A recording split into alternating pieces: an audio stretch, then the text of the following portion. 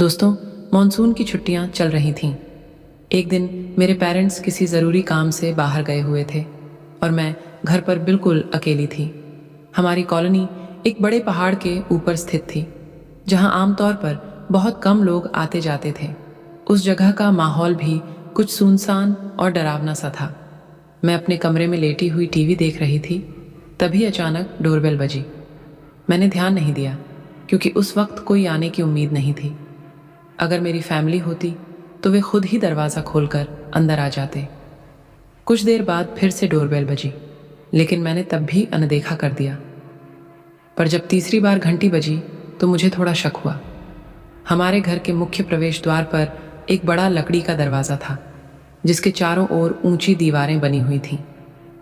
इसका मतलब यह था कि बाहर से कोई अंदर झांक नहीं सकता था और न ही यह पता कर सकता था कि घर में कोई मौजूद है या नहीं, जब तक कि कोई बहुत तेज़ शोर न मचाए। जब तीसरी बार डोरबेल बजी तो मैं धीरे धीरे दरवाजे के पास जाकर खड़ी हो गई। आमतौर पर कोई 3 बार घंटी बजाने के बाद चला जाता है, लेकिन इस बार जो भी था उसने अचानक दरवाज़ा ज़ोर ज़ोर से पीटना शुरू कर दिया। मैं डर के मारे कांपने लगी। तभी बाहर से एक गहरी भारी आवाज़ आई, मैं जानता हूँ कि तुम अंदर हो, बाहर आओ। उसकी आवाज़ सुनते ही मेरा दिल तेज़ी से धड़कने लगा। उसे यह कैसे पता चला कि मैं अंदर हूँ? कुछ देर की खामोशी के बाद वह व्यक्ति शायद वहाँ से चला गया, लेकिन मेरी हिम्मत नहीं हुई कि मैं दरवाज़ा खोल कर देखूं।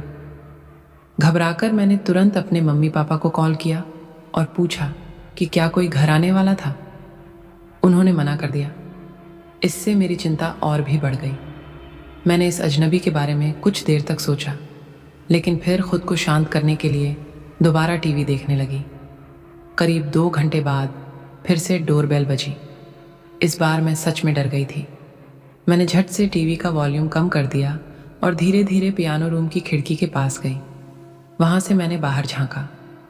दरवाजे के सामने एक अजीब सी दिखने वाली औरत खड़ी थी।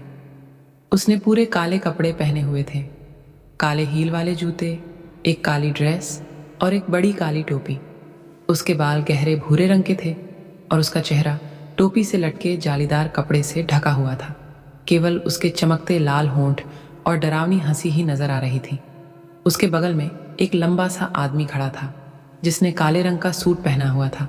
उसके चेहरे पर गंभीर और भयावह भाव थे, लेकिन मुझे उस आदमी से ज्यादा डर नहीं लग रहा था जितना कि उस अजीब औरत को देखकर लग रहा था। वो औरत मेरे दरवाजे के सामने खड़े होकर हल्के हल्के हंस रही थी।